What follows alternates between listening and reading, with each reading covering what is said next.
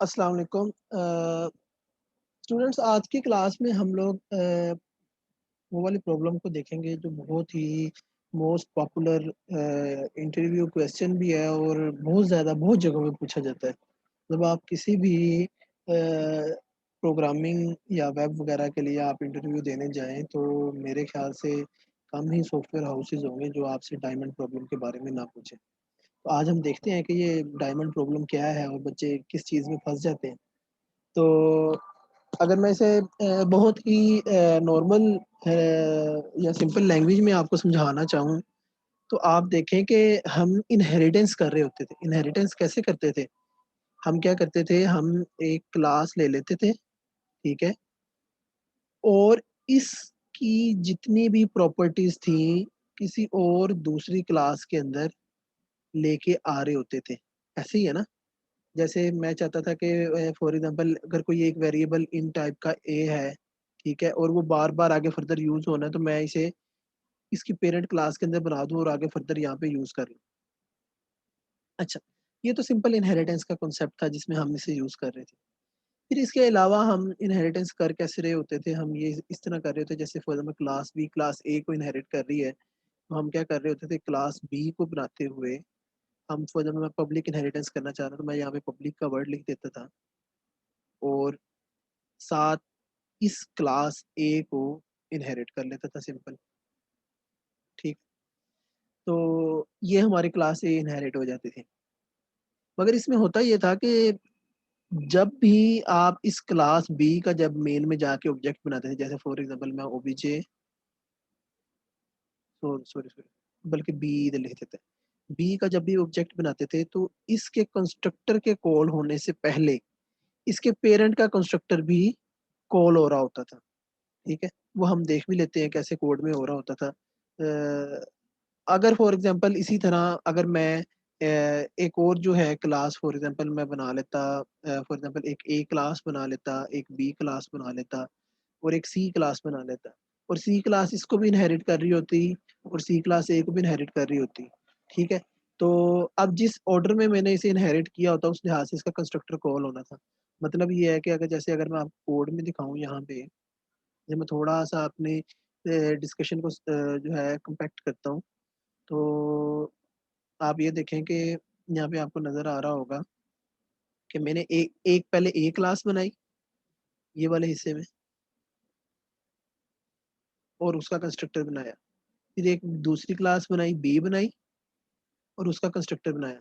अब मैं सी क्लास जो है वो बी और ए दोनों को इनहेरिट कर रही है एज़ अ पब्लिकली, ठीक है? तो अब देखें कि जब मैं यहाँ से मेन में जाऊँगा, मैं जो आपको बात बता रहा था, तो जब मैं सी का ऑब्जेक्ट बनाता हूँ, तो हमें पता है कि सी का कंस्ट्रक्टर कॉल होना चाहिए।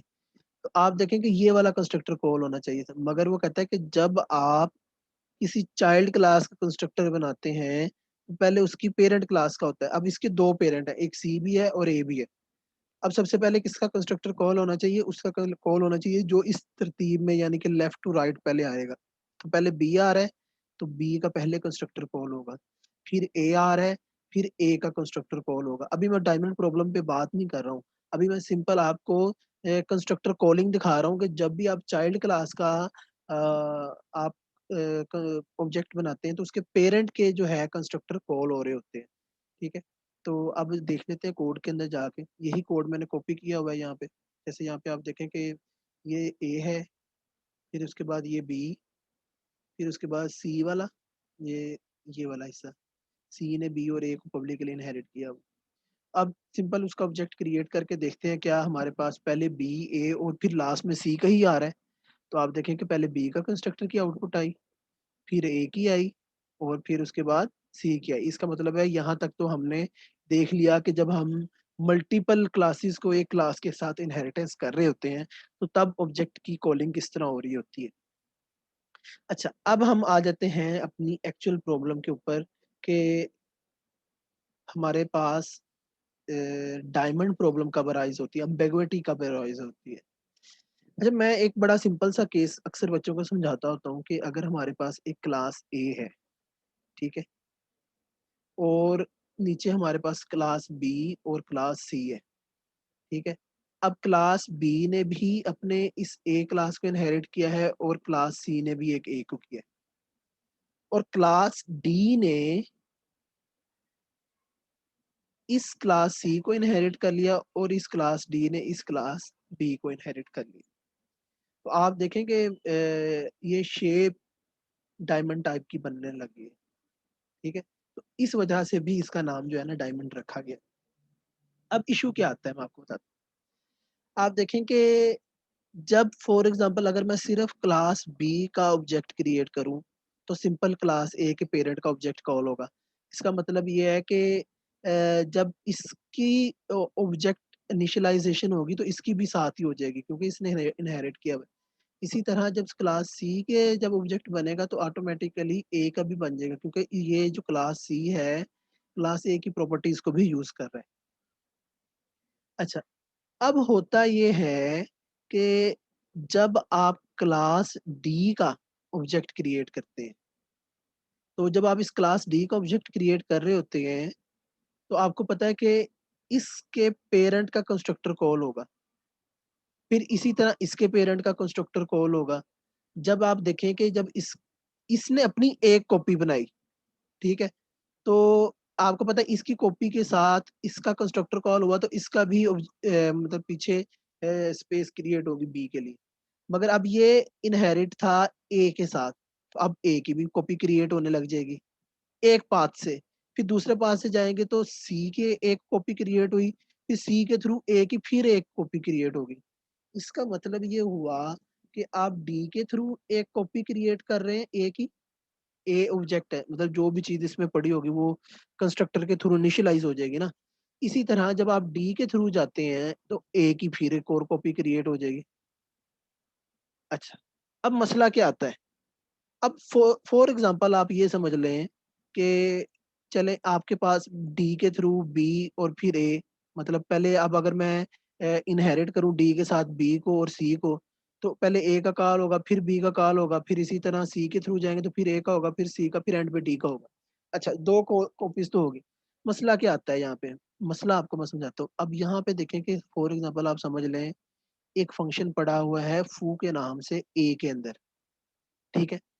अब मैंने जब डी का ऑब्जेक्ट बनाया ओबीजे, ठीक है, और मैं ओबीजे डॉट फू करता हूँ।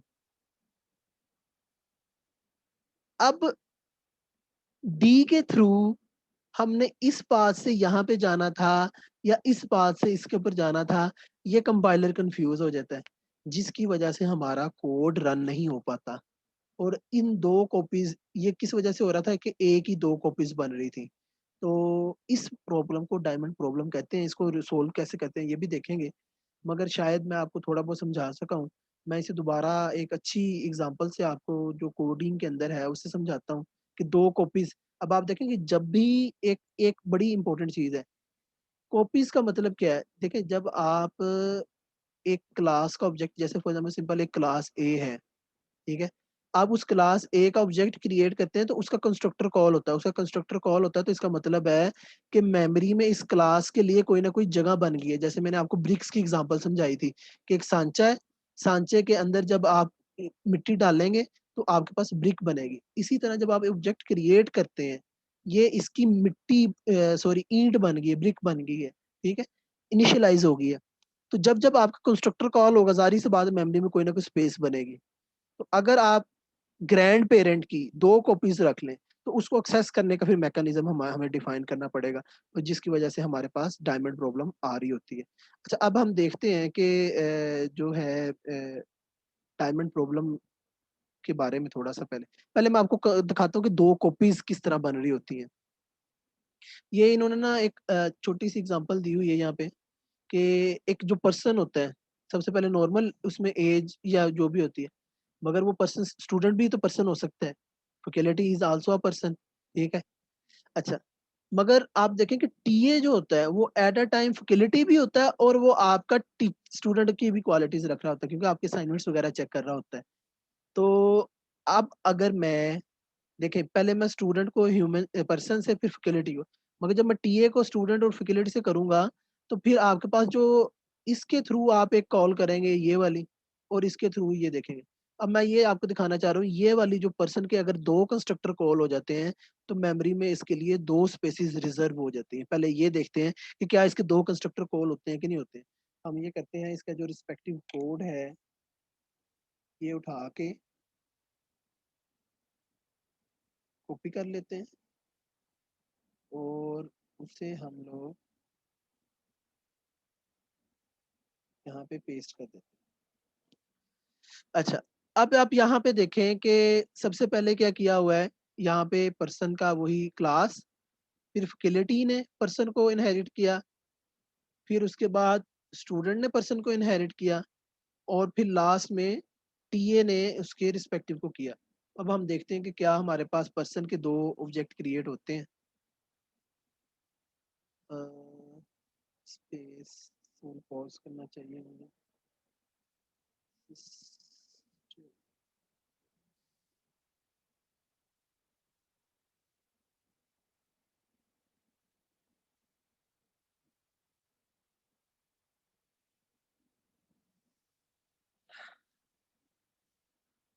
तो आप देखेंगे जब फैकल्टी के थ्रू गया, तो पहले उसने अपने पर्सन को कॉल की, ठीक है। फिर उसके बाद जब स्टूडेंट के थ्रू किया, फिर उसने भी अपने पर्सन को कॉल की। टीए का तो एक ही कंस्ट्रक्टर कॉल होगा।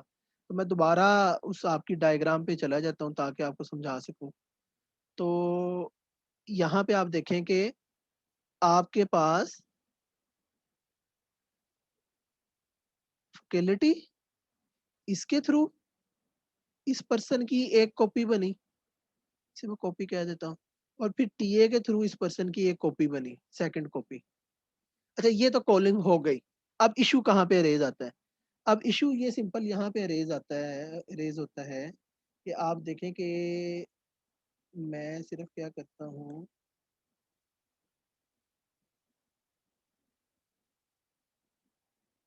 मैं यहाँ पे एक फंक्शन बनाने लगा हूँ। फॉर एग्जांपल मैंने आपको कहा था कि वॉइड फू के नाम से एक्सेस कर लेते हैं, ठीक है। और मैं इसे कह देता हूँ सी आउट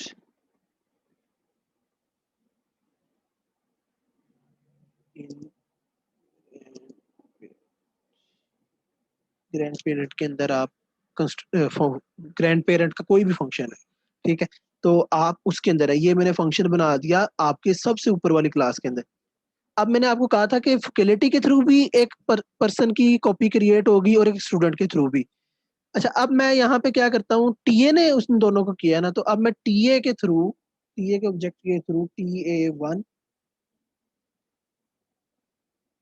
यही नाम था, बिल्कुल TA1, ठीक है। अब मैं इसके फू को फंक्शन को कॉल करता हूँ, ठीक है। तो देखते हैं कि ये कॉल होता है कि नहीं। अब देखेंगे आपके कंपाइलर ने खुद ही बता दिया। तो वो कहता है कि टीए फू इज इम्बिगुअस। इम्बिगुअस का क्यों क्यों कह रहा है? क्यों? क्योंकि अब जो आपके पास दो दो कॉपी सॉरी क्रिएट हुई हुई है यहाँ पे, जो यहाँ से इसके थ्रू, अब इसकी जो 2 कॉपीज क्रिएट हुई है, क्या इस रास्ते से हमने जाना था या इस रास्ते से जाना था? हमने तो बताया नहीं है। या तो इसकी 2 कॉपीज क्रिएट हुई हुई हैं, या तो हमें बता दें कि रास्ते किससे जाना है, लेफ्ट से या राइट से, या हम इसी की सिर्फ एक कॉपी क्रिएट कर लें तो आपका काम बन जाए, ठीक है। तो अभी हम उस एक कॉपी को क्रिएट करने के लिए हम क्या करेंगे कि जब हमने ग्रैंड पेरेंट से ग्रैंड पेरेंट को इस पेरेंट के अंदर इनहेरिट करेंगे, तो उस वक्त हम एक कीवर्ड ऐड करेंगे, सिंपल। वो आपको मैं दिखाता हूँ। अ, यहाँ पे आ जाए आप, फैकल्टी। तो आप यहाँ पे कीवर्ड क्या ऐड करेंगे? दरमियान वाले में सिर्फ आपने विर्चुअल का कीवर्ड ऐड करना है, सिर्फ। और सेम एज इट इज आप यहाँ पे भी विर्चुअल का कीवर्ड। अब जो 2 कॉपीज थी आपके पेरेंट की, एक के कॉपी वो क्रिएट होगी, तो अब आप देखेंगे कि नीचे जो आपका जो इम्बिगुएट वाला था वो भी एरर खत्म हो जाएगा। अब देखते हैं कि हमारी क्या एक कॉपी क्रिएट हुई है अपनी ग्रैंड पेरेंट की। हम्म, यहाँ पे किस चीज का एरर है?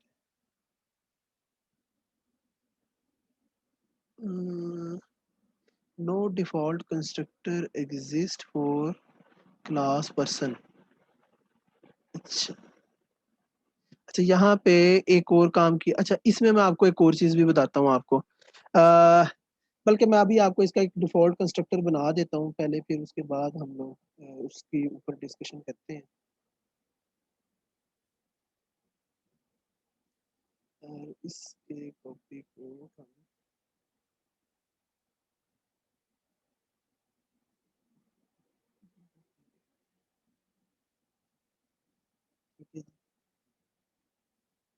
ये आपका पी कैपिटल आना था, क्लास का की पी कैपिटल था, वो आपका एरर इस वक्त रिमूव हो गया।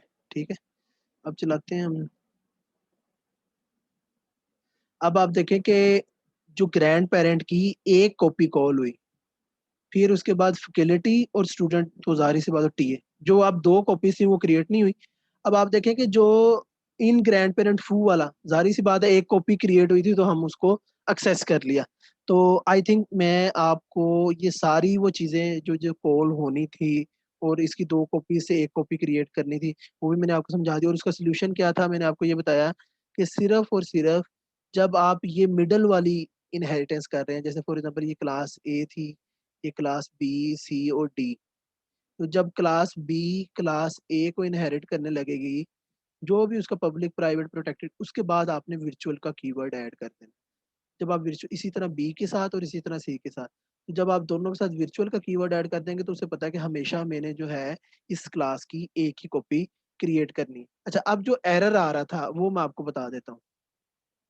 एरर ये आ रहा था कि आपके जो ग्रैंड पेरेंट के अंदर, वो आपके कंस्ट्रक्टर को कॉल, जब आप इस तरह कॉल करते हैं तो हमेशा डिफॉल्ट कंस्ट्रक्टर को कॉल कर रहे होते हैं। ठीक है, जैसे मैं यहाँ पे ये बता, ये वाला जो आपका था, इसे कॉल कर रहे होते हैं। अगर आप ये नहीं बनाएंगे ग्रैंड पेरेंट के अंदर तो आपका एरर आएगा जिस तरह हमारे पास आ रहा था। अच्छा, अब जो पैरामीटराइज्ड कंस्ट्रक्टर था, अब ये आपका सवाल आ सकता है, जो आप पैरामीटराइज्ड कंस्ट्रक्टर है, अब मैं उसे कॉल करना चाह रहा हूँ तो वो किस तरह करेंगे। तो अगर आपने विर्चुअल का कीवर्ड यूज किया हुआ है दोनों इनहेरिटेंस के अंदर, तो आप उसे एक्सप्लिसिटली भी कॉल कर सकते हैं। जैसे आप देखें कि ये टीए था, टीए के अंदर फैकल्टी और स्टूडेंट तो मैंने इनहेरिट कर लिया। तो अब मैं क्या करूं, मैं टीए के कंस्ट्रक्टर के साथ, जब मैं टीए कंस्ट्रक्टर बना रहा हूं, जैसे मेंबर इनिशियलाइजर था कि आप उसके मेंबर्स को इनिशियलाइज करते हैं, इसी तरह हम अपने पेरेंट के कंस्ट्रक्टर को भी कॉल कर सकते हैं। तो मैंने यहाँ पे देखें कि कोलन लगा के टीए के कंस्ट्रक्टर के बाहर तो स्टूडेंट के कंस्ट्रक्टर में वैल्यू पास की। फिर इसी तरह मैंने फैकल्टी के कंस्ट्रक्टर के अंदर वैल्यू पास की। ठीक है, बल्कि यहाँ पे एक और भी था, यहाँ पे आपको दिखाता हूँ मैं।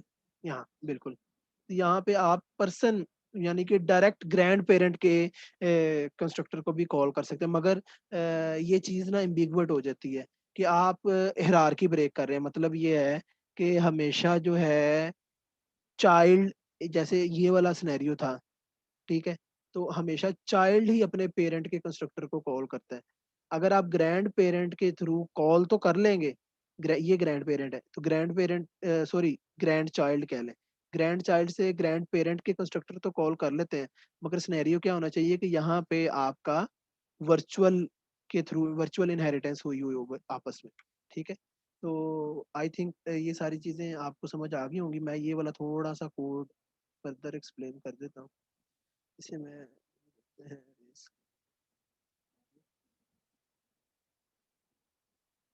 तो इसे मैं कॉपी कर लेता हूँ।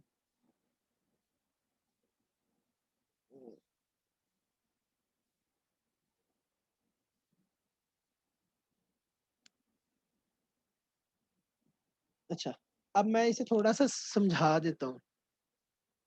आप ये देखें कि यहाँ पे पर्सन की क्लास है, फिर उसके बाद फैकल्टी की क्लास ने पर्सन को इनहेरिट किया जैसे हमारे पास आके, तो मगर यहाँ पे वर्चुअल इनहेरिटेंस हुई हुई है।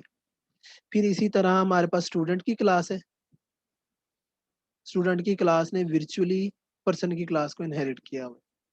अब टीए की क्लास ने, अब देखें, टीए की क्लास फैकल्टी और स्टूडेंट को तो कॉल कर सकती है अपने, जैसे उसने किया भी है। जब मैं से जहाँ पे टीए का कंस्ट्रक्टर बना रहा हूँ, यहाँ पे ये देखें, तो मैं कोलन लगा के टीए के साथ जो फैकल्टी और स्टूडेंट है, तो स्टूडेंट का कंस्ट्रक्टर कॉल कर दिया, उसमें अपने पास से वैल्यू भेज दी एक्स। फिर इसी तरह मैंने फैकल्टी के अंदर एक्स भेज दी। अब मैं कह रहा हूँ कि इसके ग्रैंड पेरेंट को भी कॉल करूँ, तो मैं उसके लिए पर्सन के थ्रू भी कॉल कर सकता था। मगर अगर आपने वर्चुअल इनहेरिटेंस नहीं की हुई, तो ये पर्सन का कंस्ट्रक्टर नहीं कॉल कर सकते। वो ये पर्सन का कंस्ट्रक्टर कॉल करना इसके पेरेंट, इसके चाइल्ड की ही रिस्पॉन्सिबिलिटी है, जो इमीडिएट चाइल्ड है।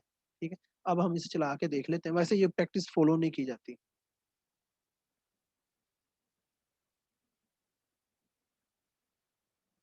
तो यहाँ पे मैंने